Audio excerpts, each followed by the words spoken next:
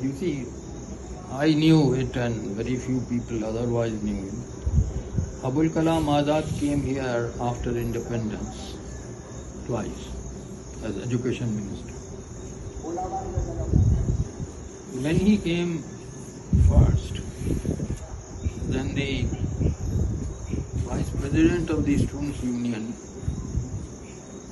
made a very pro-Muslim League speech despite the partition had taken place, and that chap went to Pakistan.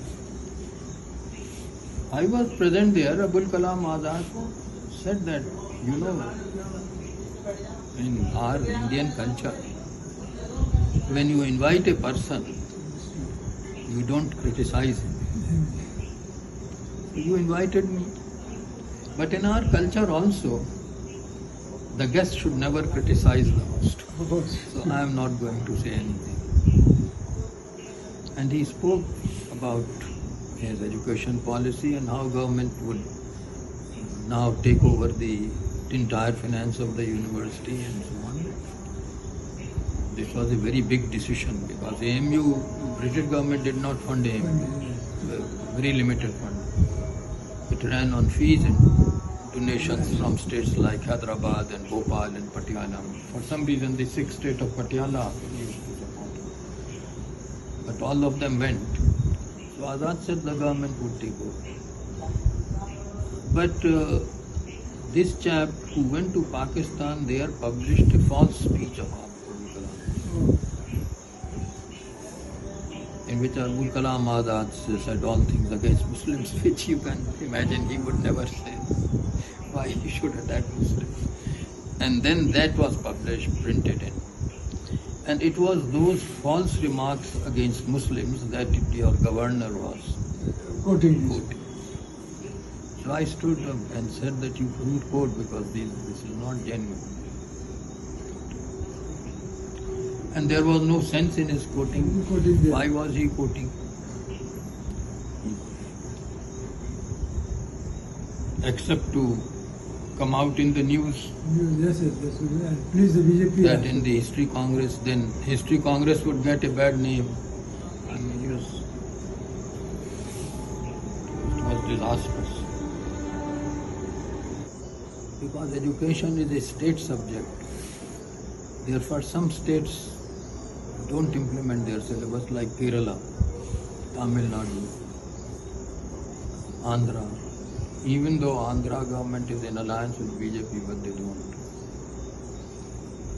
Punjab. There is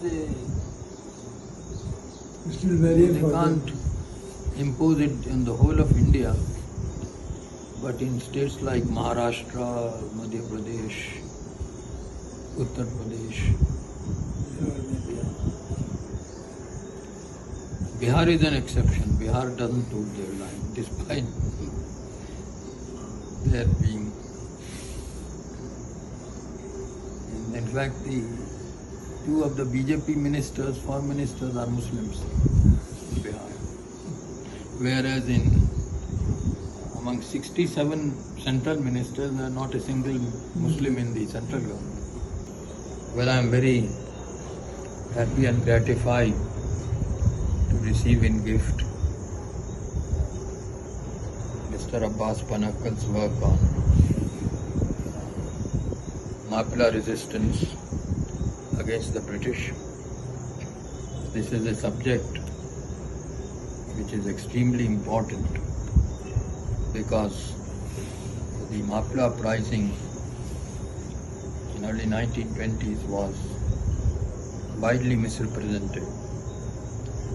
And it is very important that the misrepresentation should be removed, because even today Mapla resistance is not getting the recognition it deserves. One of the indicators was that the names of Mapla martyrs were removed by the BJP government from the quasi-official record of nationalist martyrs which the Indian Council of Historical Research had prepared.